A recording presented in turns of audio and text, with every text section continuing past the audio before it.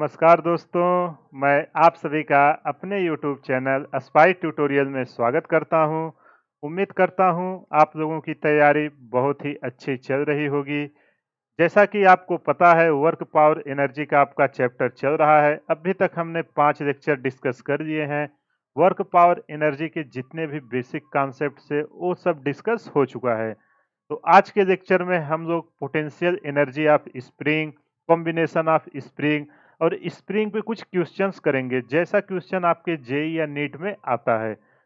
आप लोगों के लिए एक खुशखबरी है, जिन्होंने भी मेरा सेशन शुरू से अटेंड किया होगा और जो जेई मेन का अभी रिसेंटली एग्जाम हुआ है, जितना टॉपिक हमने कवर किया हुआ था, सारे क्वेश्चन अपने नोट से ही आए हैं।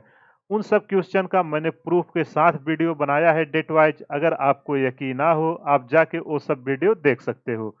तो अगर आप लोग हमारे साथ अपनी प्रिपरेशन कर रहे हो तो आप बिल्कुल राइट जगह पे आए हो। आप अपने तैयारी को इस चैनल से कंटिन्यू रखिए। मैं आपको गारंटी दिलाता हूं कि फिजिक्स में आपका एक भी क्वेश्चन नहीं रुकेगा। बस जितना कॉन्सेप्ट मैं सिखा रहा हूं वो कॉन्सेप्ट सीखिए और प्रीवियस ईयर में जो क्वेश्चन पूछे गए हैं उस कॉन्सेप्ट पे 5 to 6 क्वेश्चन प्रैक्टिस कीजिए। उसके अलावा और कुछ भी करने की जरूरत नहीं है। तो चलिए बिना टाइम को वेस्ट किए हुए आज का सेशन स्टार्ट करते हैं। जैसा कि मैंने स्टार्टिंग में ही बताया, आज का सेशन अपना स्प्रिंग के बारे में पूरा रहने वाला है। तो चलो सबसे पहले समझते हैं स्प्रिंग होती क्या है। देखो यार, स्प्रिंग एक बहुत ही यूजफुल टूल है। आप सभी ने स्प्रिंग देखा होगा बचपन से लेके चाहे जहां तक आप यूज करते हो। जो पेन होती थी उसमें भी एक स्प्रिंग होती थी। तो उसको जो एक नहीं होती थी, हम ऐसे ऐसे करते थे, पेन बाहर आती है अंदर जाती है उसकी नीब, तो उसके अंदर स्प्रिंग लगा होता था जिसके कारण वो होता था। इसके बाद आप जो भी आपका मैकेनिकल एप्लीकेशन है आप देखा होगा, शॉक ऑब्जर्वर जो शॉकर्स होते हैं वो सब स्प्रिंग के कारण ही पॉसिबल हुए हैं। तो चलिए उसकी सारी प्रॉपर्टीज स्प्रिंग के बारे में जित देखो, एक बहुत ही डिटेल टॉपिक है, बट आपके एग्जाम के लिए जितना यूजफुल है उतना ही हम डिस्कस करेंगे। तो चलो सबसे पहले डेफिनेशन रीड करते हैं। Spring is a tool used daily by many of us, and their inertia are frequently neglected by assuming it as massless. देखो ये कह रहा है कि स्प्रिंग हर कोई अपने डेली यूज में यूज करता है, और जो आपके सिलेबस में स्प्रिंग डिस्कस होगी उसका मास लेस हम उन सबको मानेंगे, स्प्रिंग के मास को नेग्लेक्ट करेंगे। अगला पॉइंट है, देखो ये अजम्पशन है, इसको याद रखना, आपके सिलेबस में यही है। मास वाली स्प्रिंग वो आप जब बीटेक करोगे उसमें ये सब पूछा जाता है। अभी के लिए हम लोग जैसे न्यूटन्स लॉ ऑफ मोशन में रोप हम लोग स्ट्रिंग क्या लेते थे, मासलेस और इनस्ट्रेचेबल लेते थे, ऐसे ही स्प्रिंग यहाँ मासलेस है। अगला point, it's an extremely casual activity that a spring when strain undergoes displacement, when it is compacted it gets compressed and when it is free it comes to its equilibrium position. देखो यही सबसे important point है, जो second point है। ये कह रहा है कि स्प्रिंग की एक बहुत ही अच्छी प्रॉपर्टी है। अगर इसको हम स्ट्रेच करेंगे अपने यूज के अकॉर्डिंग तो ये स्ट्रेच हो जाएगी। मानो हमारा रिक्वायरमेंट छोटा है तो ये कंप्रेस हो जाएगी, और जब इसको हम रिलीज कर देंगे, कोई फोर्स नहीं लगाएंगे, तो इक्विलिब्रियम पोजीशन में आ जाएगी। अगला पॉइंट है, this fact tell us that spring exert an equal as well as opposite force on a body which compresses of string. तो आई होप आपको ये सारे पॉइंट समझ में आ गए होंगे। जैसा कि आप डायग्राम में देख रहे हो, एक आपका स्प्रिंग है। इस स्प्रिंग के कुछ नॉमेनक्लेचर दिए हुए हैं। तो जैसा कि आप देख रहे हो, यहाँ से स्प्रिंग आपकी शुरू हुई, ऐसे लूप रहती है ना, लूप के फॉर्म में। फिर इस स्प्रिंग का देखो, जो यहाँ से यहाँ पोर्शन है इसको हम बोलते हैं मीन डाया, जिसको कैपिटल डी से लिखते हैं। फिर ये स्प्रिंग जो आपकी बनी रहती पतली सी वायर होती है, इसको स्मॉल डी आपको बोलते हैं वायर डायामीटर। इसके बाद देखो दो सक्सेसिव पॉइंट्स, ये जो दो पॉइंट है स्प्रिंग के, पहला पॉइंट ये दूसरा पॉइंट, इनके बीच की जो दूरी है वो आपका पीच कहलाती है, कि इसके बीच पीच कितना है। फिर ये आपका एंगल होता है कि ये पॉइंट कितने एंगल पे यहाँ से जब आप करोगे टिल्ट हुआ है। और जब स्प्रिंग पे कोई फोर्स नहीं लगाया गया है, उसके नेचुरल लेंथ को हम फ्री लेंथ बोलते हैं, जिसको एल नॉट से डिपेंड करते हैं। ये रहा स्प्रिंग के बारे में कुछ बेसिक्स। जानकारियां। अब चलो इसको हम देखो, यहाँ पे आपका जो हुक्स लॉ है ना, वो प्रूफ नहीं कराया गया है। आपके सिलेबस में डायरेक्ट है फ्रॉम हुक्स लॉ। एक हुक्स जी थे जिन्होंने बहुत सारा एक्सपेरिमेंट किया स्प्रिंग पे, फिर उन्होंने देखा कि अब देखो यार, अगर आपका स्प्रिंग है, मानो ये स्प्रिंग है, अभी ऐसे है, अब जैसे ही आपने इस पे लोड लगाया तो स्प्रिंग क्या होगी नेचुरल पोजीशन से, ये इसका नेचुरल पोजीशन था। अब जब आप इस पे लोड लगाए, केस 1 है, एक केस आपका 2 है, इसके बाद क्या होगा आपका, जैसे ही आपने लोड लगाया स्प्रिंग आपकी क्या होगी, स्ट्रेच हो जाएगी कुछ दूरी पे। ऐसे इन्होंने बहुत सारे एक्सपेरिमेंट किए, जो यहाँ से स्ट्रेच हो रही है मान लेते हैं एक्स स्ट्रेच हुई, तो इन्होंने एक कंक्लूजन निकाला, जो इस पे फोर्स लग रहा है इसके बैक एक फोर्स डिफाइंड करता है, आपके न्यूटन लॉ से पता होगा क्या फोर्स होता है आपका, इसको रिस्टोरिंग फोर्स या स्प्रिंग फोर्स यहां हम बोलेंगे। तो यहां लिख देते हैं from Hooke's law. Hooke's law आपका जो स्प्रिंग फोर्स होता है वो डायरेक्टली प्रोपोर्शनल आपका डिस्प्लेसमेंट के होता है। इसके बाद अब जब प्रोपोर्शनलिटी कांस्टेंट हटेगी तो एक कांस्टेंट वैल्यू आएगा जो इक्वल दोनों के बराबर हो, तो इसको लिखे हम के एक्स। अब के क्या है, ये एक बहुत ही वो हुआ, तो के को हम बोलते हैं स्प्रिंग कांस्टेंट, या इसी को हम क्या बोलते हैं, स्टिफनेस ऑफ स्प्रिंग। ये है आपका स्प्रिंग कांस्टेंट। अभी इसके बारे में आगे डिटेल में चर्चा करेंगे, अभी बस इसको आप याद रखना। जो स्प्रिंग फोर्स होता है वो आपका होता है के एक्स, जहां पे एक्स आपका क्या है, डिस्प्लेसमेंट है, और एफ एस क्या है आपका, स्प्रिंग फोर्स है। स्प्रिंग पे कितना फोर्स आया जब ये फोर्स लगाया गया इसको रोकने के लिए, वो है आपका स्प्रिंग फोर्स। यहां तक नॉमेनक्लेचर आपको क्लियर हो गया होगा। चलिए अगला पॉइंट देखते हैं। अब देखो यार, आगे हम डिटेल में जाने से पहले कॉम्बिनेशन ऑफ स्प्रिंग देख लेते हैं कि कैसे कैसे टाइप के कॉम्बिनेशन पॉसिबल हैं। तो जो अपना है सिलेबस उसमें आपका पैरेलल, सीरीज और मिक्स कॉम्बिनेशन का आता है। तो अगर आप पैरेलल और सीरीज का सीख लिए तो कैसा भी मिक्स कॉम्बिनेशन बनाएगा आप इजीली कर लोगे। तो जैसा कि आप फिगर में देख रहे हैं, ये दो स्प्रिंग है, K1 K2 क्या है आपका, स्प्रिंग कांस्टेंट K1 है, इसी से आगे अभी टर्म आएगा ना, आप देखोगे इसी से डिसाइड होता है कि कौन स्प्रिंग मजबूत है कौन स्प्रिंग कमजोर है। यहाँ पे एक ब्लॉक है मास m, अब इस पे जब हम एक फोर्स लगाते हैं तो ये डिस्प्लेसमेंट हो जाता है x दूरी पे। ये रहा सिचुएशन 1। इसी तरह आप बी केस देखो, दोनों स्प्रिंग है, कोई स्ट्रेच नहीं हुई है। यहाँ देखो एक ही मास पे दोनों स्प्रिंग, आपकी जो दोनों स्प्रिंग है वो लगी हुई है। तो यहाँ से आप क्या देखे, अगर जितना सेकेंड स्प्रिंग नीचे आएगी, अगर ये आपकी 2 है और ये 1 है, तो देखो यार मास तो दोनों से अटैच है, तो जितना 1 आएगा और जितना 2 जाएगा उतना ही 1 यहाँ पे डिस्प्लेसमेंट होगा। दो केस यहाँ पे बनते हैं, एक सेम डिस्प्लेसमेंट का, एक सेम फोर्स का, उसको आगे डिस्कस करेंगे। अब देखो, अगर एक साथ ब्लॉक अटैच है और इसको हम हॉरिजॉन्टल रखेंगे, कोई एंगल नहीं होगा, तो दोनों स्प्रिंग में आपका सेम डिस्प्लेसमेंट होगा। ऐसे ही आप पहले केस में देख सकते हो। और ये रहा तीसरा केस, कभी भी इस टाइप की कॉम्बिनेशन आए तो उसको आप बोलोगे क्या, पैरेलल में स्प्रिंग लगी है। देखो ना, पैरेलल समांतर जिसको बोलते हैं, एक दूसरे के समांतर है। चलो इसका डेरिवेशन कर देते हैं, इसमें स्टिफनेस कैसे हम निकालेंगे। तो यार यहाँ से देखो, यहाँ पे डिस्प्लेसमेंट दोनों की बराबर हो रही है कि नहीं, तो यहाँ मैं लिख दे देता हूं। देखो पेशेंस के साथ पूरा लेक्चर अटेंड करो, अगर आपको अच्छी रैंक चाहिए तो अच्छे से पूरा सीखना पड़ेगा। ये नहीं कि आपने आया 1 मिनट में सब कुछ देखा, 1 मिनट में कुछ भी पॉसिबल नहीं है, वैसे ही आपका रैंक भी आएगा। Displacement on each spring is same in each spring same. क्यों, क्योंकि एक ही मास से दोनों स्प्रिंग आपके अटैच है।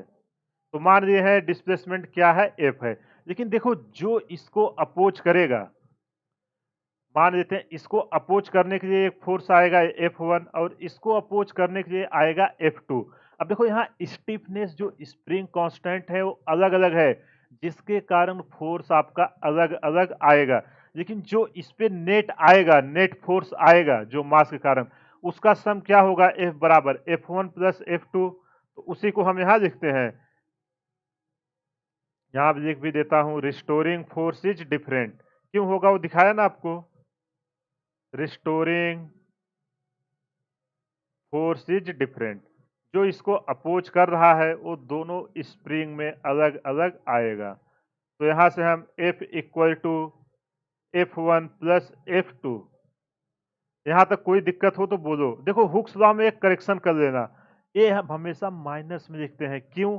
क्योंकि ये अपोज कर रही है जो आपका मोशन हो रहा है। तो निगेटिव साइन हम इसलिए लाते हैं क्योंकि इसका और डिस्प्लेसमेंट का डायरेक्शन अपोजिट होता है। निगेटिव साइन क्यों आता है? निगेटिव साइन इसलिए आता है, F force and X are opposite. देखो मोशन हम फॉरवर्ड में करा रहे हैं लेकिन फोर्स बैकवर्ड में जा रहा है, इसलिए यहाँ पे निगेटिव साइन आता है।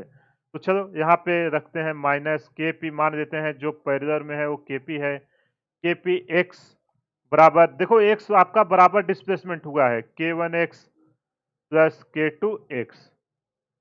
समझे ना? अगर ए मास को मैं यहाँ बनाऊं, कलर चेंज कर देता हूं, अगर मानो ए मास आपका ओरिजिनल इतना नीचे आया, यहाँ से यहाँ एक्स आया, तो यहाँ से यहाँ आपकी स्प्रिंग भी तो तन के आएगी एक्स।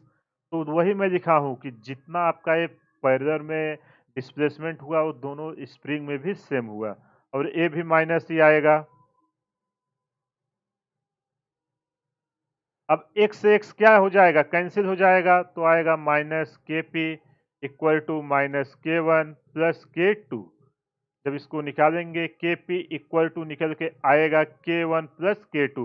तो पैरेलल में कितनी भी स्ट्रिंग लगी रहे उन सब का आप समेशन ले लेना, जितना वो सब मिल के आपका स्टिफनेस बनाएंगी स्प्रिंग कांस्टेंट, उस कांस्टेंट के एक सिंगल स्प्रिंग आप लगा दोगे सेम लोड हो जाएगी। अगर इसी तरह आपका मानो एन टाइम तक स्प्रिंग रहे पैरेलल में, के इक्वल टू के वन प्लस के टू प्लस के थ्री, जितना भी रहे आपका एन नंबर तक रहे, सबको आपको ऐड कर देना है। आई होप आपको पैरेलल कॉम्बिनेशन समझ में आ गया होगा। अगर ये समझ में आ गया तो सीरीज में कुछ भी नहीं है, बस केवल आपको जो आपका रिस्टोरिंग फोर्स है उसको अरेंज करने आना चाहिए। चलो सीरीज कॉम्बिनेशन देखते हैं। अब सीरीज कॉम्बिनेशन में आपका क्या होगा, यहाँ पे क्या ये पॉसिबल है कि दोनों स्ट्रिंग सेम डिस्प्लेसमेंट होगी? ऐसा तो नहीं है, इस पॉइंट पे ज्यादा लोड लग रहा है, मे बी एक के और के वन और के टू पे भी डिपेंड करेगी।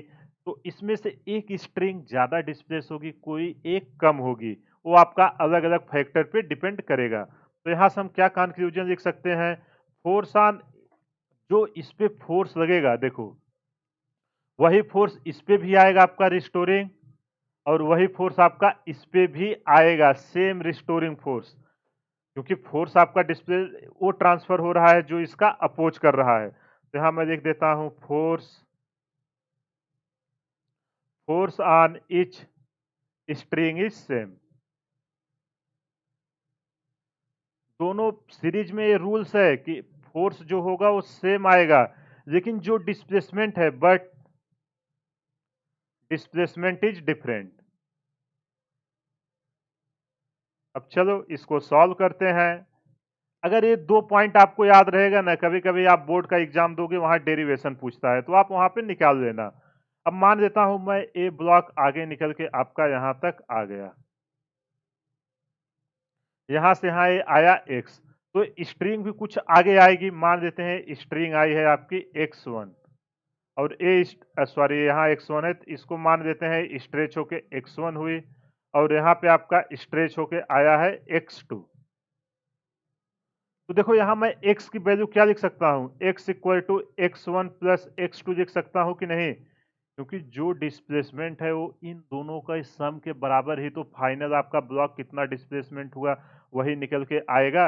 यहाँ से f इक्वल टू माइनस के एक्स होता है, तो x equal to minus F by K लिख सकते हैं कि नहीं? अब चलो यहाँ पे एक्स पी है, एक सीरीज है, जिस आप उसकी उठा उठा के एक एक वैल्यू पुट करिए, एक्स की वैल्यू क्या आएगी? अगर ये सीरीज में है, चलो यहाँ पे एक्स लिख देता हूं, तो एक्स की वैल्यू रखते हैं F by minus K S equal to F by minus K one plus F by K two. यहाँ से देखो एफ सब में कॉमन है तो ये कट जाएगा और माइनस माइनस प्लस हो जाएगा। 1/ks equal to 1/k1 plus 1/k2। यहाँ से आप इनका कंबाइंड इफेक्ट कितना आएगा 1 करके एलसीएम लेके इजीली निकाल सकते हो। सपोज इसी तरह आपके पास n नंबर ऑफ स्प्रिंग रहे तो कैसे निकालोगे 1/k1 plus 1/k2 plus 1/k3। देखो अभी मैं जस्ट आपको ओवरव्यू दे रहा हूं, अभी इसका पूरा यूज जब वाइब्रेशन अपना चालू होगा ना वहां पे फिर से निकल के आएगा। लेकिन अभी इस कभी कभी क्वेश्चन में पूछ लिया जाता है, जस्ट आपको समझ आनी चाहिए कि इसको हम पैरेलल और कॉम्बिनेशन में क्या फार्मूला आता है। आई होप आपको ये समझ में आ गया होगा। चलिए अगला टॉपिक देखते हैं। अगर कहीं भी कुछ भी आपको प्रॉब्लम हो तो आप हमें कमेंट करिए, मैं आपको उसका सलूशन जरूर प्रोवाइड करूंगा। कमेंट करने का दो मीडियम है, या तो आप वीडियो के कमेंट में डाल सकते हैं या मैं हर वीडियो के डिस्क्रिप्शन में टेलीग्राम का लिंक देता हूं, आप वहां से भी ज्वाइन कर सकते हो। चलो अगला टॉपिक है potential energy of a spring. किसी भी स्प्रिंग की पोटेंशियल एनर्जी कितनी होगी, जो आज का अपना लेक्चर का मेन टॉपिक है। वर्क पावर एनर्जी में यहीं से क्वेश्चन बनना चालू होंगे। वो अभी तक हमने जितना डिस्कस किया वो जस्ट ओवरव्यू था। अब देखो स्प्रिंग यार अभी मैं डायरेक्ट ये दिखा देता, किसी को समझ में आता स्प्रिंग क्या है, सीरीज में क्या होता है, पैरेलल में क्या होता है। लेकिन अगर अब मैं आपको कुछ भी डिस्कस करूंगा आप उसको इजीली समझ जाओगे। चलो अब देखो सबसे पहले डायग्राम को आप समझो। यहाँ पे मैंने तीन टाइप के डायग्राम लिए हैं। एक पहला आप देखो, यहाँ पे जो स्प्रिंग है आपकी, ये आपकी नेचुरल है। यहाँ पे एक इससे एक ब्लॉक अटैच है, लेकिन इस पे हमने कुछ भी फोर्स नहीं लगाया, एक ब्लॉक अटैच करके रख दिया। ये रहा आपका पहला कंडीशन जिसको हम इक्विलिब्रियम में है। इसके बाद हमने दूसरा लगाया। इसके बाद हमने क्या किया कि ब्लॉक को आपका इस डायरेक्शन में पुश करने की कोशिश की, बैकवर्ड डायरेक्शन में। जब हम बैकवर्ड डायरेक्शन में इसको दबाए तो ब्लॉक आपका आ गया, देखो मीन पोजीशन से हट के अंदर चला आया लेफ्ट साइड। तो ये आपका एक्स डिस्प्लेसमेंट हो गया ब्लॉक, इधर निगेटिव डायरेक्शन में। अगर हम इसको पॉजिटिव ले इसको निगेटिव ले तो इसको हम बोले कंप्रेस। देखो स्प्रिंग जितना खुला हुआ था वो आपका दबने लगी है। अगर स्प्रिंग कंप्रेस हुई तो इसका फोर्स किधर आएगा, ये आपका मोशन का डायरेक्शन है, फोर्स का मत समझना। तो इसका अगर हम इस डायरेक्शन में इसको हम पुश कर रहे हैं तो फोर्स आपका किस डायरेक्शन में आएगा, फोर्स हमेशा अगर उसको दबा रहे तो अपोज करेगा मोशन का। अगर मोशन आपका इस डायरेक्शन में हो रहा है तो फोर्स उसके अपोजिट में होगा। फोर्स का डायरेक्शन आपको समझ में आना जरूरी है इसमें। फिर अगला केस है, अब हमने क्या किया, ब्लॉक को एक्सटेंड कर दिया। देखो कोई भी वो चीज हो वो हमेशा इक्विलिब्रियम में ही रहने की कोशिश करती है। तो यहाँ पे अगर हम ब्लॉक को पीछे ले गए तो ये इक्विलिब्रियम की तरफ आएगा। यहाँ पे देखो अगर हम फॉरवर्ड डायरेक्शन में ले गए फिर से इक्विलिब्रियम की तरफ आने की कोशिश करेगा। यहाँ डिस्प्लेसमेंट आपका मोशन इस डायरेक्शन में है तो फोर्स इसका जो आएगा वो आपका मीन पोजीशन की तरफ आएगा। ये समझ में आया कि नहीं डायग्राम? हमने तीन कंडीशन ली है, इसी से हम डिराइव करेंगे। तो यहाँ x इक्वल टू 0 है, f इक्वल टू माइनस के एक्स, जो हुक्स लॉ से आपको पता है। यहाँ पे लिख देता हूँ, f आपका है स्प्रिंग फोर्स, अभी मैं f जो यहाँ दिया है f है आपका स्प्रिंग फोर्स, देखो वहाँ लिखा भी है, और x है आपका डिस्प्लेसमेंट, x की भी वैल्यू दी हुई है। तो चलो इसको हम प्रूफ करते हैं ताकि आपको समझ, देखो ध्यान से देखिएगा। ये अगर आपने समझ गया ना, क्वेश्चन कैसा भी बनाए आप क्वेश्चन को इजीली कर लोगे। कॉन्सेप्ट मेन होता है, क्वेश्चन मत रटा करिए। अगर आप कॉन्सेप्ट रट अच्छे से समझ लिए तो क्वेश्चन कैसा भी कितना भी कॉम्प्लिकेटेड बनाए आप उसको कर दोगे अकॉर्डिंग हुक्स लॉ। अब हुक्स लॉ क्या कहता है आपका, एफ इक्वल टू क्या होता है आपका, जो स्प्रिंग है वो किसके प्रोपोर्शनल होती है, डिस्प्लेसमेंट के प्रोपोर्शनल होती है। स्प्रिंग फोर्स निकल के आता है माइनस के एक्स, जो हमने ऑलरेडी डिस्कस कर दिया है। के क्या है आपका, के स्प्रिंग कांस्टेंट है। अब देखो स्प्रिंग को कब स्टीफ और सॉफ्ट बोलोगे, एक पॉइंट यहाँ पे मैं डिस्कस कर देता हूँ। इफ के इज लार्ज, अगर के की वैल्यू, के क्या है आपका स्प्रिंग कांस्टेंट, अगर के इज लार्ज तो आपका क्या होगा, स्प्रिंग इज स्टिफ। अगर के की वैल्यू बहुत ज्यादा है तो आपकी स्प्रिंग जो होगी वो स्टिफ होगी, इसको आप याद रखना। फिर अगला है, अगर इफ के इज स्मॉल, अगर के की वैल्यू स्मॉल हुई, बहुत छोटी हुई, तो स्प्रिंग क्या होगी आपकी? Spring is soft. डेरिवेशन करने के पहले ये 2 पॉइंट मैं आपको बता दे रहा हूँ। ये कई बार ऑब्जेक्टिव में क्वेश्चन पूछा गया है कि अगर हम के की वैल्यू इंक्रीज करेंगे तो स्प्रिंग आपकी क्या होगी? स्टिफ होगी, सॉफ्ट होगी, या पहले स्टिफ होगी फिर सॉफ्ट होगी, या इनमें से कोई नहीं। ऐसे 4 ऑप्शन बना देता है। इसको आप अगर अच्छे से समझे रहोगे तो वहाँ पे तुरंत टिक कर दोगे और आपको पूरा का पूरा नंबर मिल जाएगा। तो चलिए इसको हम डिराइव करते हैं। एफ एस इक्वल टू क्या है आएगा आपका? माइनस के एक्स, और माइनस साइन क्या है? माइनस इंडिकेट्स आपका क्या इंडिकेट कर रहा है? मैंने पहले ही बताया, indicates F S acts opposite to X. Displacement के अपोजिट में आपका स्प्रिंग फोर्स एक्ट कर रहा है। चलो अब इसको डिराइव करते हैं। मान लेते हैं एक स्प्रिंग है, इससे एक मास आपका लगा हुआ है। अब हमने क्या किया? अभी कुछ नहीं किया। ये आपका इनिशियल पोजीशन है एक्स आई। अभी इसको हम एकदम छोटा सा इसको हम डिस्प्लेस करते हैं। मानो अभी डिस्प्लेस करके इसको ला दिए फाइनल पोजीशन पे।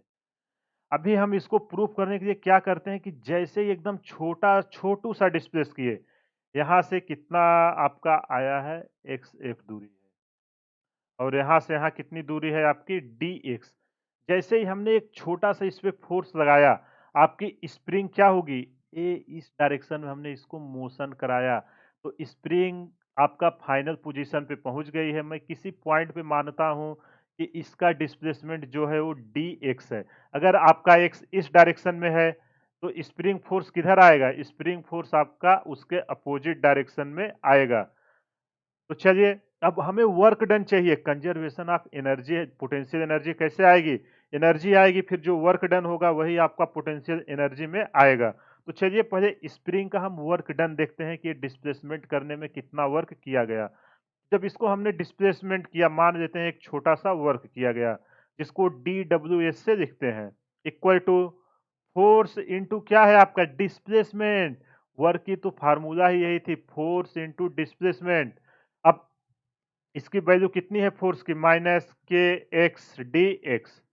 यहाँ तक किसी को कुछ भी प्रॉब्लम हो? देखो अगर कॉस थीटा भी आप रख के देखोगे ना, यहाँ 180 डिग्री है तो यहाँ से भी आपको माइनस मिल जाएगा। I hope. अब वहाँ हम माइनस क्यों लेते थे, उसका ये रीजन है। Work done equal to F S cos theta, यहाँ आप करोगे अपोजिट साइन आ जाएगा। अब चलो इसको यहाँ पे लिखते हैं, D W S equal to क्या निकल के आया है आपका? माइनस के एक्स डी एक्स। अब इसका इंटीग्रेशन करते हैं। आपका x कहां से कहां तक जा रहा है? इनिशियल पोजीशन x था, अब चला गया फाइनल पोजीशन एक्स एफ, जिसको नाम दिए। डी डब्ल्यू एस का करेंगे, निकल के आएगा डब्ल्यू एस, यहां से माइनस के बाहर आ जाएगा, और x का इंटीग्रेशन क्या होगा? पावर एक ऐड हो जाएगी और divided by power x square by two. और लिमिट कहां से कहां तक जा रही है? अगर आपको डिफरेंशिएशन या इंटीग्रेशन नहीं आता, मैथमेटिकल टूल का मैंने एक सीरीज बनाई हुई है, आप जाके वहां से देख लीजिए। वहां पे मैंने डिटेल में इसका डिस्कस किया हुआ है। ये आएगा आपका माइनस के, अब टू को मैं बाहर दे देता हूं। अब ये क्या आएगा आपका? X F square upper limit minus lower limit, W S equal to half K. अब देखो माइनस का मैं अंदर मल्टीप्लाई करा रहा हूं, तो पहले मैं प्लस साइन के लिखूंगा, के x i square minus half K x F square. देखो इनिशियल माइनस फाइनल है, इसको आप ध्यान रखना। जो आपका वर्क डन आया है वो किसके बराबर आया है? चेंज इन काइनेटिक एनर्जी के। वर्क एनर्जी थ्योरम तो यही कहता था कि जो आपका नेट वर्क डन होता है वो change in total kinetic energy के बराबर होता है। अब देखो अगला हम वो करते हैं। अभी हम एक और केस लेते हैं।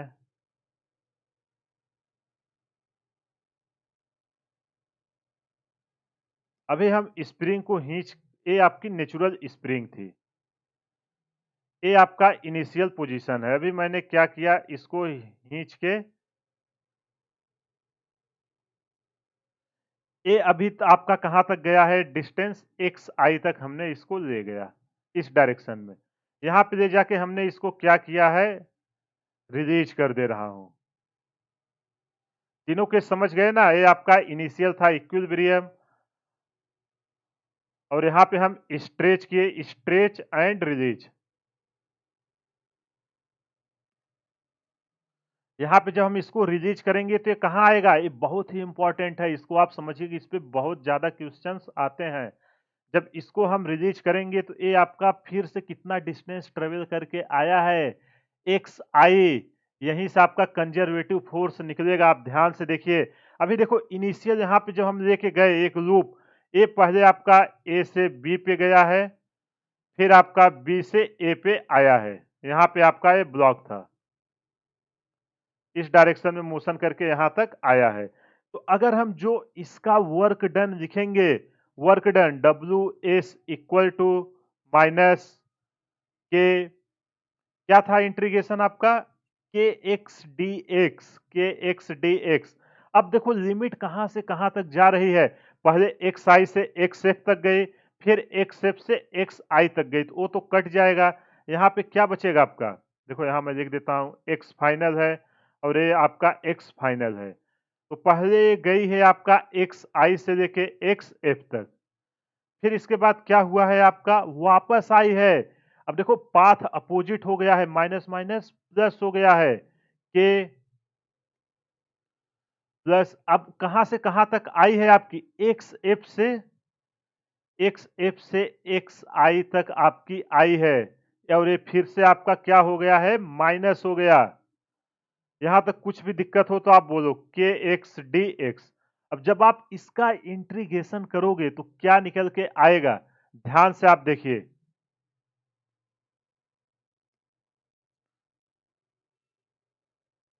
W S equal to minus K, यहाँ आपका आएगा एक्स।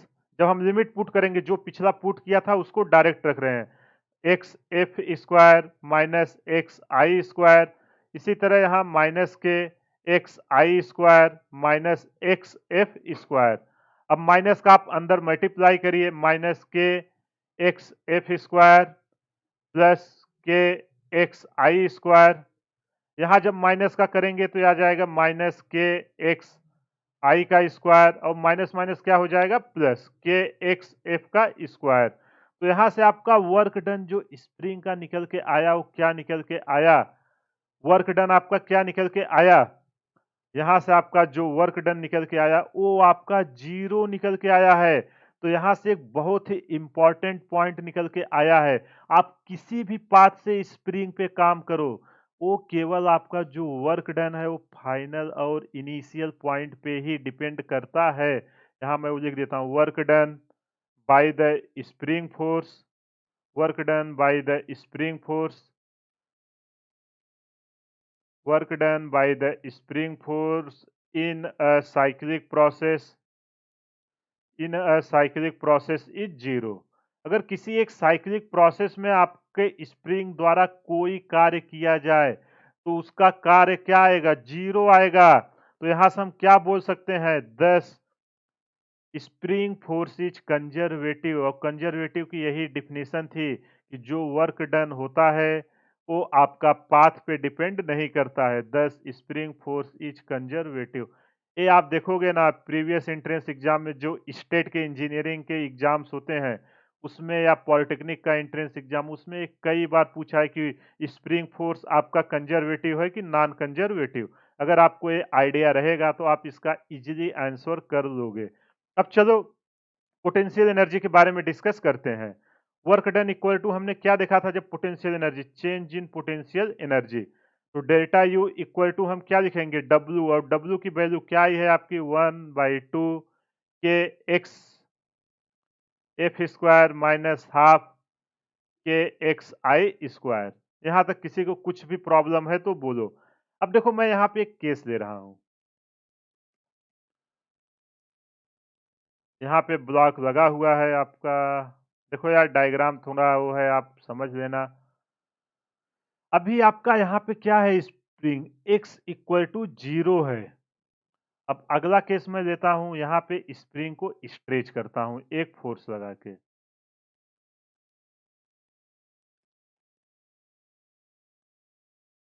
अभी स्प्रिंग को देखो, यहाँ से यहाँ तक मैंने स्प्रिंग को स्ट्रेच किया।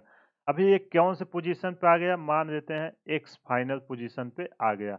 अब देखो, अगर यहाँ एक्स इक्वल टू 0 है तो यहाँ आपकी पोटेंशियल एनर्जी कितनी आएगी, यू एक्स। यहाँ पे तो यू एक्स आपका 0 आएगा ना, जब कोई डिस्प्लेसमेंट ही नहीं हो रहा है तो पोटेंशियल एनर्जी क्या होगी, वो तो 0 होगी, और यहाँ पे आपका क्या होगा, यू एक्स। यही हमसे पूछेगा।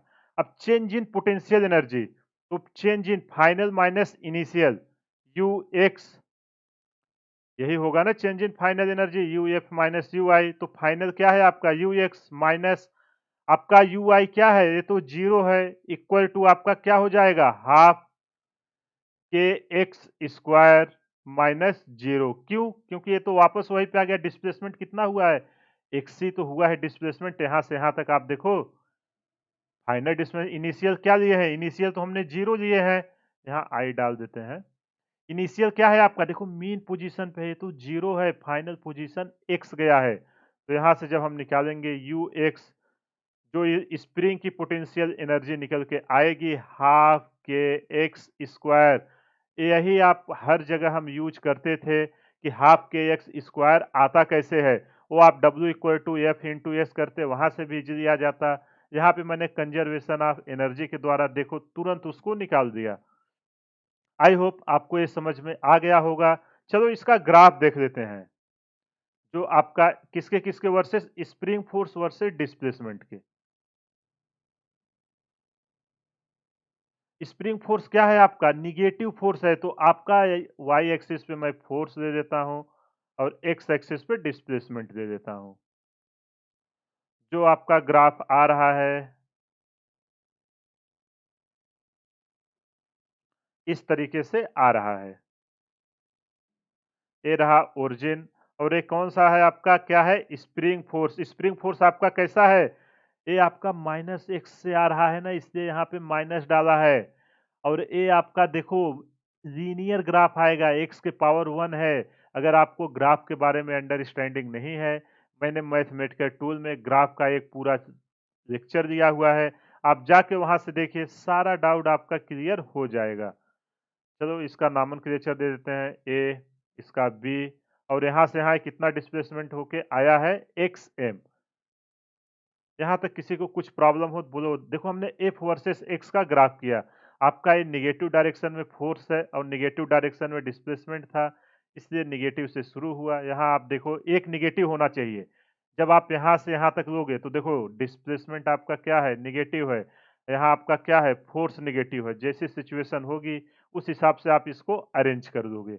अब चलो इससे हम वर्क डन निकालते हैं।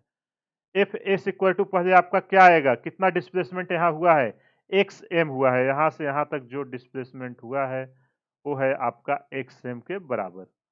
एफ एस इक्वल टू क्या आएगा, माइनस स्प्रिंग कांस्टेंट के डिस्प्लेसमेंट निकल के आया एक्स एम।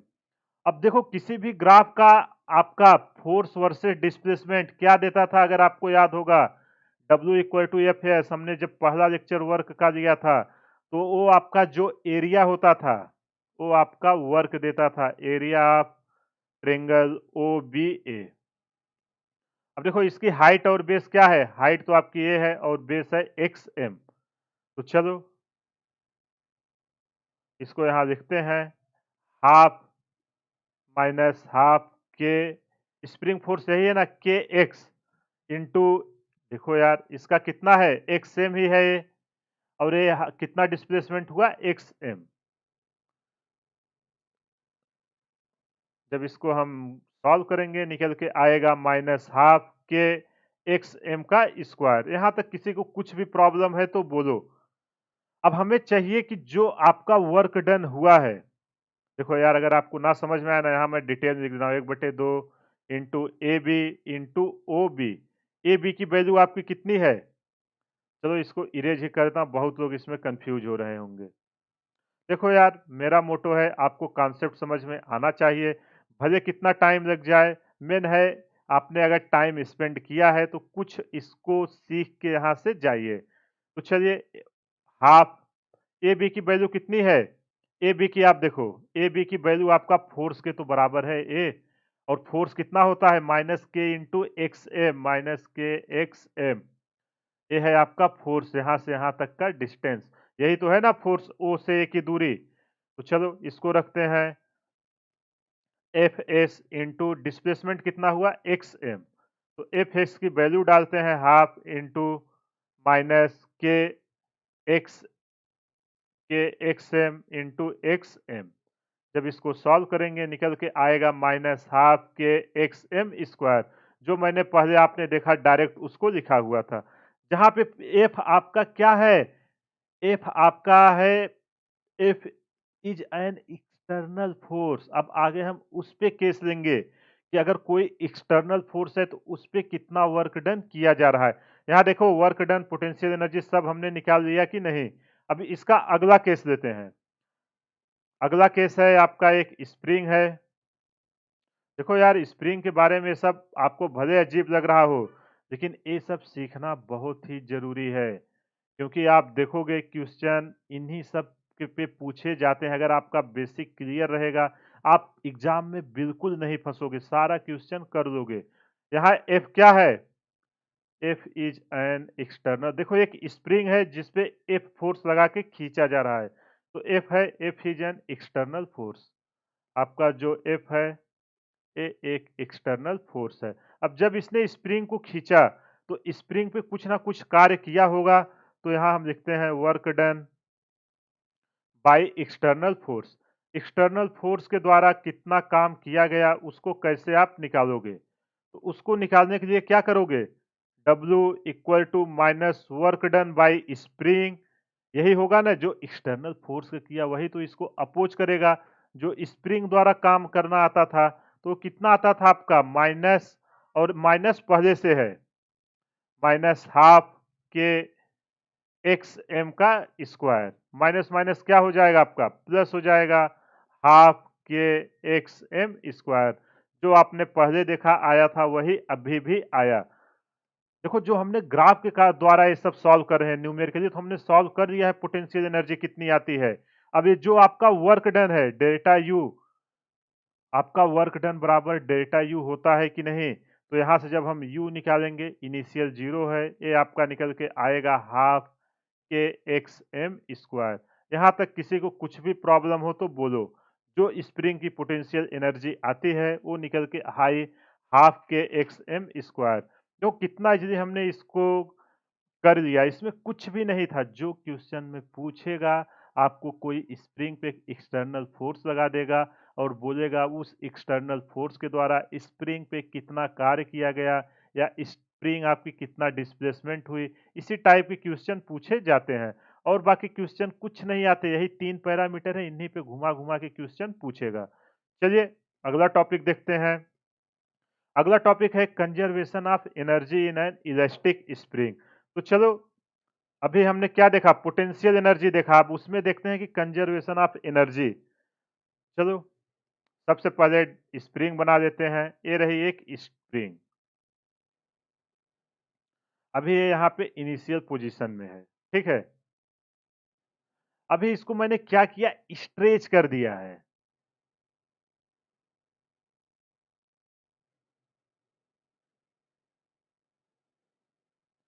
जो यहाँ से यहाँ डिस्टेंस आया, यहाँ देखो x इक्वल टू 0 है, ये है आपका मेन पोजीशन।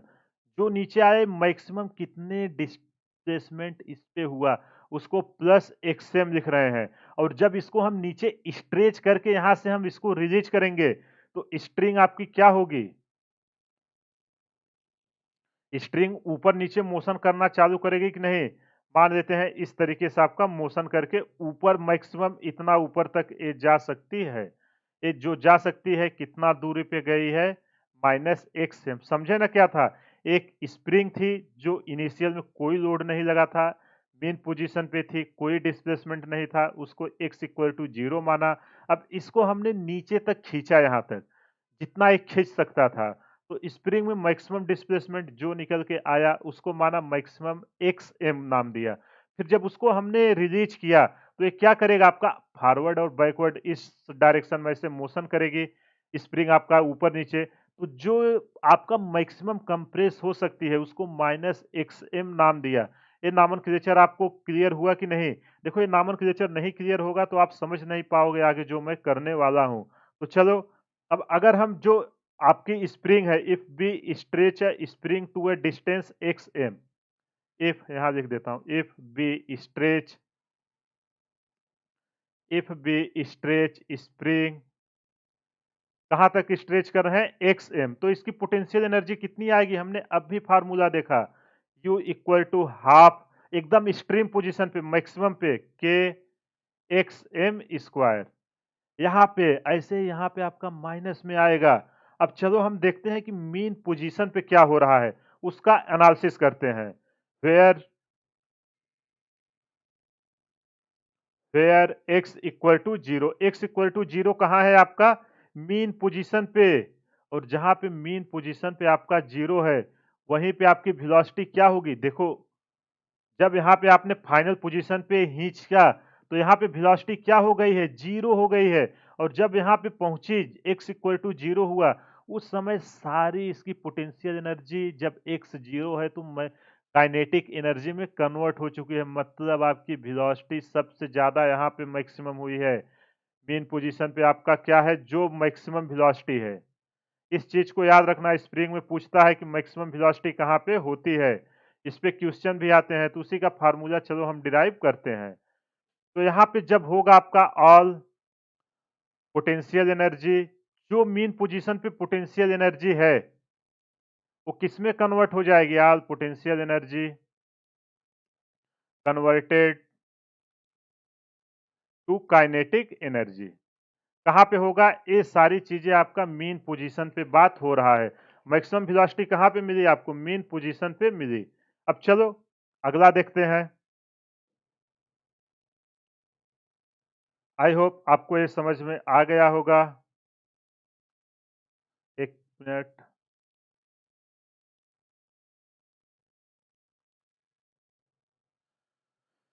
देखो अब क्या होगा यहाँ पे। अब हम दो केसेस बनेंगे, एक तो आपका एट एक्सट्रीम पोजीशन और एक किसी भी पोजीशन पे कितना आ रहा है तो हम वहां पे कंजर्व निकालेंगे। तो चलो सबसे पहले हम लेते हैं पहला एट द एक्सट्रीम पोजीशन। देखो एक्सट्रीम आपका पॉजिटिव में भी हो सकता है, नेगेटिव में भी हो सकता है। एट द एक्सट्रीम पोजीशन मतलब मैक्सिमम कहां तक जा सकती है, इन दोनों को एक साथ नाम दे देते हैं, प्लस माइनस एक्स एम। देखो ध्यान से सुनो, भले वीडियो लंबा होगा, एक ही वीडियो में स्प्रिंग के रिलेटेड सारा कॉन्सेप्ट आपका क्लियर हो जाएगा। तो यहाँ पे आपका x इक्वल टू क्या आएगा? जो डिस्प्लेसमेंट होगा प्लस माइनस एक्स एम तक। इसका मतलब है पॉजिटिव डायरेक्शन में मैक्सिमम जा रहा है और निगेटिव डायरेक्शन में मैक्सिमम जा रहा है। यहाँ तक कोई प्रॉब्लम नहीं होगा। तो यहाँ पे आपका काइनेट एक्सट्रीम पोजीशन पे काइनेटिक एनर्जी क्या होगी आप बताइए? काइनेटिक एनर्जी आपका हाफ एम वी स्क्वायर। और एक्सट्रीम पोजीशन पे तो वेलोसिटी आपकी जीरो हो जाएगी क्योंकि वहां से रिटर्न आना चालू करेगा, v इक्वल टू जीरो, इसलिए आपका काइनेटिक एनर्जी जीरो आएगा। तो वहां पे आपका क्या आएगा? वन जी पोटेंशियल एनर्जी आएगा और पोटेंशियल एनर्जी की वैल्यू आएगी half K X M square. Total energy E equal to क्या होता है? E equal to K plus U. जब इसको हम करेंगे E इक्वल टू निकल के आएगा half K X M square. किस पे आया? आपका एक्सट्रीम पोजीशन पे। अब चलो अब हम इसका देखते हैं कि किसी भी एक रैंडम पोजीशन x पे ले लेते हैं। अगला पॉइंट लेते हैं at any intermediate position. At any intermediate, जो आपका माइनस एक्स एम और प्लस एक्स एम है ना, उसके हम बीच में कहीं भी ले लेते हैं। देखो हमने तीन केस डिस्कस किया है, उसका मैंने पहले का नाम नहीं दिया है, डायरेक्ट आपको समझा दिया है कि एक मीन पोजीशन पे वेलोसिटी मैक्सिमम हो रही है। वहां पे आपने देखा क्या आ रहा था? u equal to half K X M square. यहाँ पे देखा क्या आ रहा था? Half K X M square. अब किसी एक बीच में ले लेंगे तो चलो और उसकी हम वेलोसिटी भी निकालते हैं। अब जो आपका x है, x बिटवीन कहां से कहां तक जा रहा है? Minus X M to plus X M. जो एक्स हमने कंसीडर किया है ना, वो आपका माइनस एक्स से प्लस एक्स एम के बीच में कहीं भी हो सकता है। तो यहाँ पे अब आपका क्या रहेगा, एनर्जी, देखो वहाँ पे दोनों रहेगा, एनर्जी इज पार्शियली, इसको ध्यान से समझिए, energy is partially kinetic energy and partially क्या होगा, आपका पोटेंशियल एनर्जी होगी। दोनों एनर्जी रहेगी ना, क्योंकि डिस्प्लेसमेंट और वेलोसिटी दोनों आ रही है, पोटेंशियल एनर्जी, इसलिए दोनों एनर्जी आएगी। तो चलो ई टोटल एनर्जी को हम नाम दे देते हैं total energy. Total energy equal to क्या है आपका, इसको नाम दे देते हैं E. Total energy equal to क्या होता है, kinetic energy plus potential energy. और देखो टोटल एनर्जी कितनी निकल के आई है, एक्सट्रीम या आपका इक्विलिब्रियम पोजीशन पे, half K X M square. X M क्या है आपका, एक्सट्रीम पोजीशन पे कितना डिस्प्लेसमेंट होगा, इक्वल टू, अब किसी भी रैंडम पॉइंट पे पोटेंशियल एनर्जी क्या होगी, हाफ एम वी स्क्वायर, जहां एम इसका ब्लॉक है स्प्रिंग पे, अगर कोई यहाँ पे ब्लॉक लगे हुए हैं, यहाँ पे ब्लॉक लगा देते हैं ताकि आप कंफ्यूज ना हो। इसका मास m है, इसका भी मास m है, इसका भी मास m है। और इसका पोटेंशियल एनर्जी कितना आएगा, पोटेंशियल एनर्जी देखो स्प्रिंग की मास पे डिपेंड नहीं कर रही है, इसको आप याद रखना, यहां से भी क्वेश्चन बन सकता है, हाफ के एक्स स्क्वायर।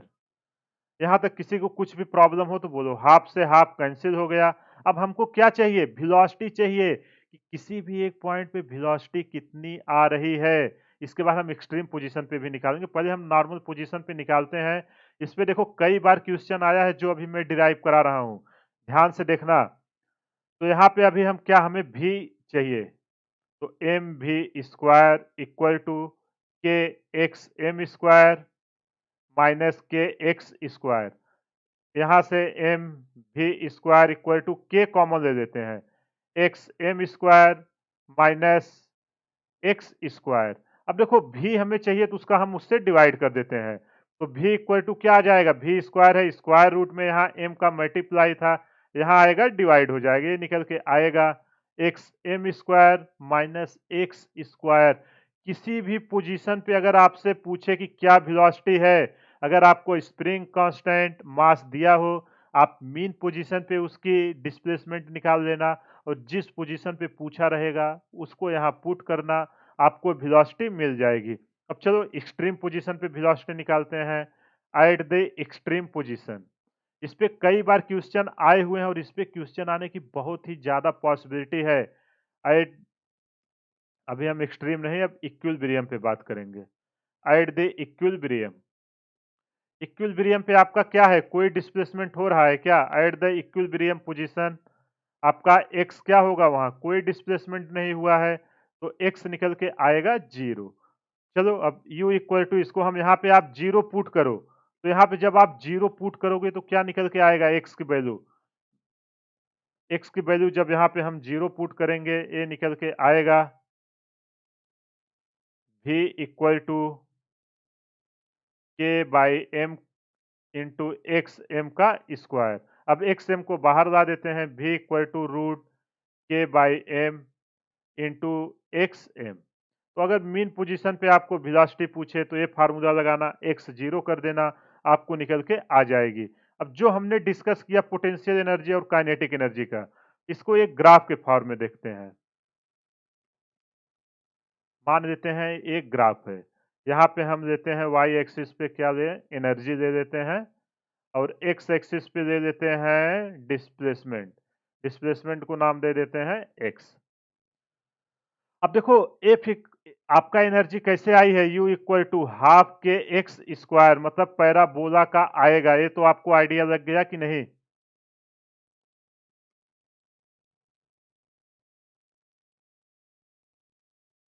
अब देखो पहले क्या होगा, एक एनर्जी, पहले मैं आपको यहाँ पे दिखा रहा हूँ, यहाँ आपका है माइनस एक्स एम और ये है आपका X M plus X M, यहाँ से यहाँ के बीच आपकी स्प्रिंग मोशन कर रही है।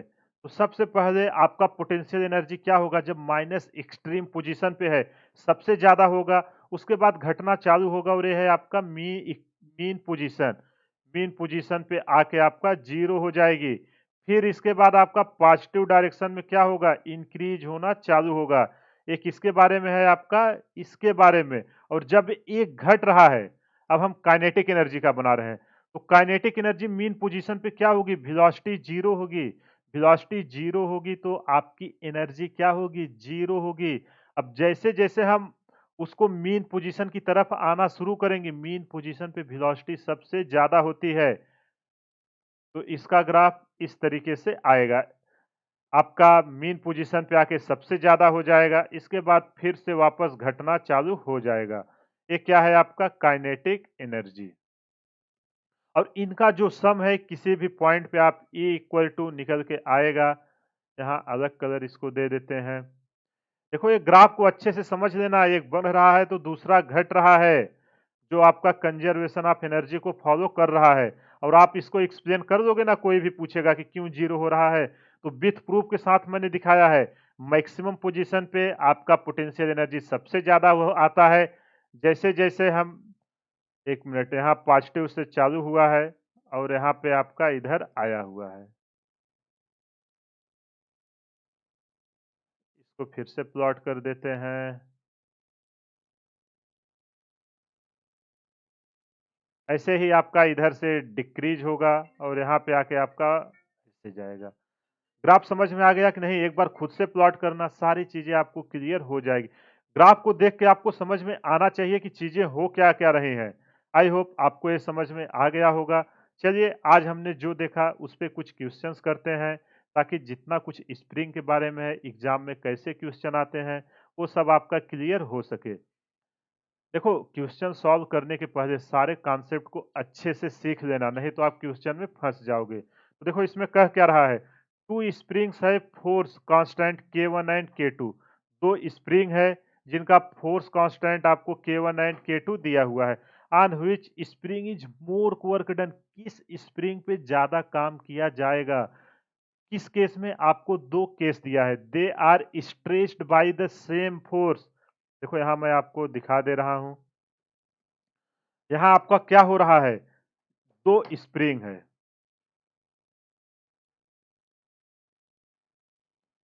ये सेम आपका स्ट्रेच हुई है। ये है, मान लेते हैं K1 और ये है आपका K2। अब जो इनका डिस्प्लेसमेंट हुआ है ना, स्ट्रेच, ये दोनों सेम हुआ है। देखो stretch, they are stretched by the same force. अगर हम यहाँ मान लेते हैं जो इस पे फोर्स लग रहा है F है, और इस पे भी फोर्स लग रहा है F। अब देखो यार, अगर दोनों पे बराबर फोर्स लग रहा है तो दोनों में डिस्प्लेसमेंट क्या आएगा। अगर ये डिस्प्लेसमेंट किस पे डिपेंड करेगा, के एक्स पे, स्प्रिंग कांस्टेंट अलग अलग है, तो यहाँ पे डिस्प्लेसमेंट क्या आएगा। मान लेते हैं यहाँ पे डिस्प्लेसमेंट आया x1 और यहाँ पे डिस्प्लेसमेंट आया x2। यहाँ तक किसी को कोई भी प्रॉब्लम है तो बोलिए। चलो अब क्वेश्चन को सॉल्व करते हैं। क्या हम मान लेते हैं, let both spring get stretched by, पहला ऑप्शन ले रहे हैं, let both spring stretch, both spring get stretch. जब हमने सेम फोर्स लगाया, स्प्रिंग कांस्टेंट अलग अलग है, तो डिस्प्लेसमेंट अलग अलग आएगा। x1 एंड x2 किसके अंडर में आया है, बाय द सेम फोर्स। दोनों पे देखो सेम फोर्स हमने क्या लगाया है, F लगाया। देखो पहला क्वेश्चन है, मैं डिटेल में डिस्कस कर रहा हूं ताकि कोई भी प्रॉब्लम ना हो।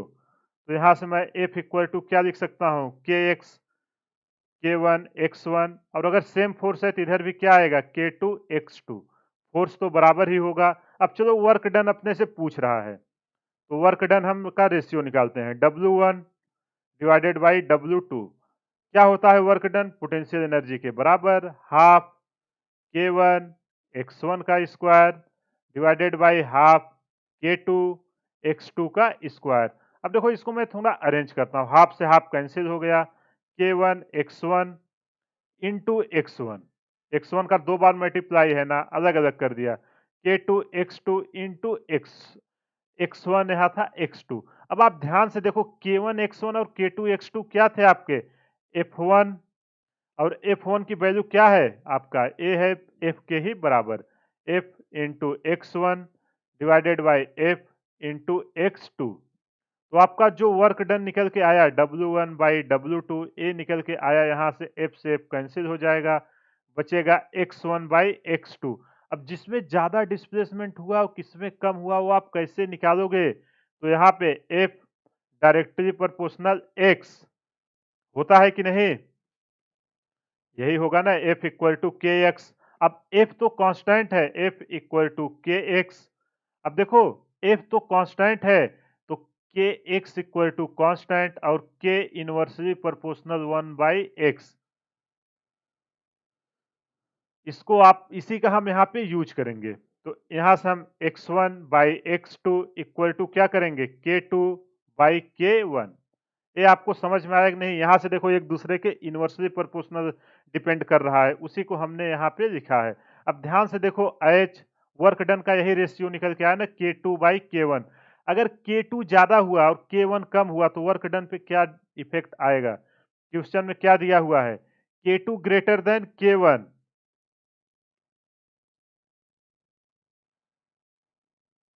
H K2 ग्रेटर देन, यही है ना, K1।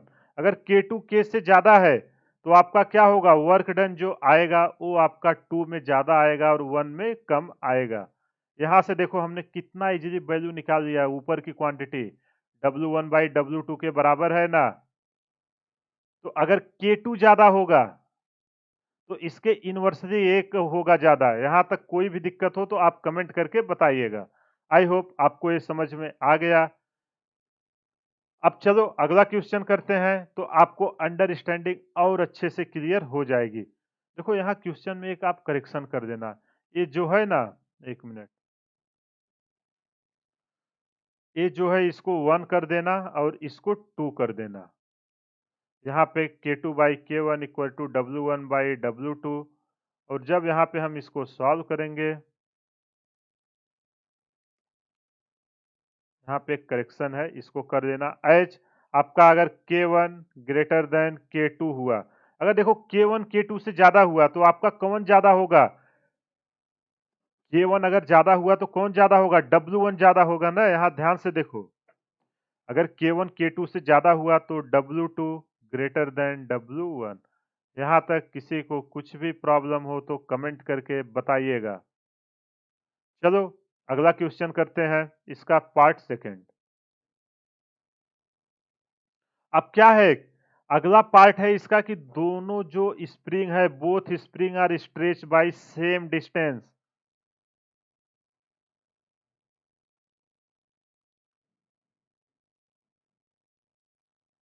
जो इनका स्ट्रेच हुआ है ये दोनों का सेम हुआ है, इसको नाम मान देते हैं K1 और इसको नाम मान देते हैं K2। तो जो इनका आप वर्क का रेशियो निकालेंगे, इस पे देखो both string are stretch by same distance, distance इन सबका बराबर आया है। तो चलो वर्क डन का रेशियो निकालते हैं, W1 by W2। Work done equal to क्या निकल के आएगा, W1 by W2 equal to half K X square, same distance है ना, हाफ के, एक K1 है एक K2 है, K2 एक्स स्क्वायर। तो यहाँ से देखो हाफ और एक्स कैंसिल हो जाएगा, W1 बाई W2 निकल के आपका आएगा, क्या निकल के आएगा, K1 बाई K2। अब अगर आपका देखो K1 ज्यादा रहा, यहाँ पे देखो अपोजिट आया था, W1 K2 के बराबर आया था। तो अगर K1 K2 से ज्यादा है, यहाँ देखो अगर K1 ग्रेटर देन K2 तो आपका क्या निकल के आएगा, अगर K1 ज्यादा है तो आपका निकल के आएगा W1 greater than W2। I hope आपको ये क्वेश्चन समझ में आ गया होगा। अगर कहीं भी कुछ भी डाउट हो तो आप हमें कमेंट करिए, मैं आपको उसका सलूशन जरूर प्रोवाइड करूंगा। चलो अगला क्वेश्चन करते हैं। A ball of mass m is dropped from a height h on a platform fixed at the top of a vertical spring. The platform is depressed by a distance x. What is the spring constant k? देखो आपसे बोल रहा है कि एक ball है। Question को देखो, कभी भी क्वेश्चन दे सबसे पहले आप उसको विजुलाइज करो। एक पेन है जिससे एक स्ट्रिंग लगी हुई है, ठीक है। अभी यहां से यहां इसकी हाइट कितनी है, इसकी हाइट h दिया हुआ था। अब ये बोल रहा है जब बॉल आके इस पे गिरा, इस पे अब बॉल गिरेगा तो कुछ ना कुछ फोर्स तो अप्लाई करेगा, जिसके कारण आपकी स्प्रिंग क्या होगी? स्प्रिंग आपकी कंप्रेस होगी। तो चलो मान लेते हैं जब इस पे बॉल आके गिरा, तो ये कहाँ आ गई? ये आपका यहाँ पे आ गया। अब जब यहाँ पे आया, यहाँ तो डिस्टेंस आपका सेम ही रहने वाला है।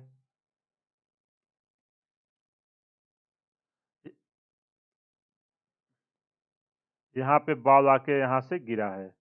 अब देखो यहाँ से यहाँ तक हाइट कितनी थी? h थी। लेकिन जो आपकी यहाँ से यहाँ तक आई है, इसको मैं मान लेता हूँ कितना हाइट आया है? x हाइट आया है। समझ में आया ना? यहाँ से यहाँ तक तो h क्वेश्चन में दिया हुआ था। इसके बाद स्प्रिंग जितना कंप्रेस हुई है, वो आपका कितना हुआ है? x हुआ है। तो टोटल कितना ये गया नीचे? h प्लस x, जो आपका स्प्रिंग कंप्रेस हुई है। तो चलो अब इसको सॉल्व करते हैं। पोटेंशियल एनर्जी, अगला स्लाइड दे देते हैं। जो आपका पोटेंशियल एनर्जी होगा वो कितना लॉस्ट होगा? Potential energy lost by the ball.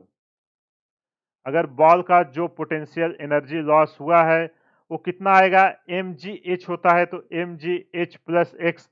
H height से आया है ना। देखो अभी स्प्रिंग का नहीं कर रहे हैं, बॉल का कर रहे हैं।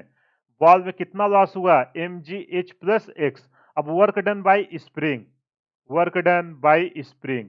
स्प्रिंग के कारण जो काम किया गया, ये कितना किया गया है? Half K X square. यहाँ तक किसी को कुछ दिक्कत हो तो बताना। अब यहाँ से हम कंजर्वेशन ऑफ एनर्जी लगा देते हैं। देखो यार, ऐसे ही क्वेश्चन आप देखोगे ना, जेई और नीट में आए हुए हैं। कुछ नहीं करना है, बस जैसे जैसे वो बोल रहा है वैसा वैसा आपको कर देना है। यहाँ पे जो ये हाइट से आके गिरा, जितना स्प्रिंग कंप्रेस हुई हो उसके पोटेंशियल एनर्जी में कन्वर्ट हुई। तो चलो कंजर्वेशन ऑफ एनर्जी लगाते हैं। तो स्प्रिंग की पोटेंशियल, स्प्रिंग पे कितना वर्क किया गया? Half K X square. और ये कितना नीचे आया है जो इसकी पोटेंशियल एनर्जी थी? एम जी एच प्लस एक्स। अपने को क्या पूछा है? स्प्रिंग कांस्टेंट के की वैल्यू। तो चलो इसको अरेंज करते हैं। के इक्वल टू क्या आ जाएगा? टू का यहाँ टू एम जी एच प्लस एक्स, और एक्स स्क्वायर का यहाँ मल्टीप्लाई है, यहाँ निकल के आएगा, क्या हो जाएगा? डिवाइड हो जाएगा। अगर आपसे स्प्रिंग का स्टिफनेस पूछे तो देखो कितना इजीली हमने इसको कर लिया। बस आपको कंजर्वेशन ऑफ एनर्जी लगाना था। और स्प्रिंग, यहाँ लोग यही कंफ्यूज हो जाते हैं, इसका डिस्टेंस नहीं कंसीडर करते हैं, जिसके कारण एग्जाम में वो क्वेश्चन नहीं कर पाते हैं। आई होप आपको ये समझ में आ गया होगा। अगर कहीं भी कुछ भी क्वेश्चन है आप कमेंट करिए, आपको उसका सलूशन मैं जरूर प्रोवाइड करूंगा। चलो देखो, एक क्वेश्चन मैं आपको होमवर्क देता हूं। अभी तक हमने जितना कॉन्सेप्ट डिस्कस किया उसी के रिलेटेड एक क्वेश्चन है। इसका आप सलूशन हमें जरूर कमेंट बॉक्स में दीजिएगा, ताकि हमें पता चले कि कितने स्टूडेंट हमारे लेक्चर को फॉलो कर रहे हैं। नेक्स्ट लेक्चर में अगर आपको ना समझ में आए, आप कमेंट करिएगा, मैं इसका सलूशंस भी प्रोवाइड कर दूंगा। तो ये रहा स्प्रिंग के बारे में सारा कॉन्सेप्ट। कमेंट करके बताइएगा वीडियो आपको कैसा लगा। देखो यार, जब तक आप फीडबैक नहीं दोगे हमें नहीं समझ में आएगा कि इसमें क्या इम्प्रूवमेंट की ज़रूरत है। और अगर आप लोग हमारे साथ तैयारी कर रहे हैं तो आपने देखा कि जितने भी प्रीवियस ईयर में अभी क्वेश्चन आए, रिसेंटली ईयर जो अभी 2000, इवन प्रीवियस ईयर छोड़ दो, जो अभी 2024 का पेपर हुआ जेई मेन का, सारे क्वेश्चन नोट से ही आए हैं। और मैं फिर बोल रहा हूं, जब अगला पेपर होगा आप देख लेना, जितना टॉपिक मैं कवर किया रहूंगा सारे क्वेश्चन नोट से ही रहेंगे। इसलिए आप पूरा लेक्चर अटेंड कीजिए, नोट्स बनाइए। कहीं कुछ प्रॉब्लम होती है टेलीग्राम पे आप मैसेज करिए, मैं आपको पर्सनल रिप्लाई करूंगा। तो चलिए, इसी के साथ आज का सेशन समाप्त करते हैं। अगर आप चैनल पर पहली बार आए हैं तो हमारे चैनल को सब्सक्राइब कर दें, ताकि मैं जैसे ही कोई वीडियो डालूं सबसे पहले आप तक पहुंचे। हमारे चैनल को ज़्यादा से ज़्यादा शेयर करें, सब्सक्राइब करें, वो लाइक करें। Thank you.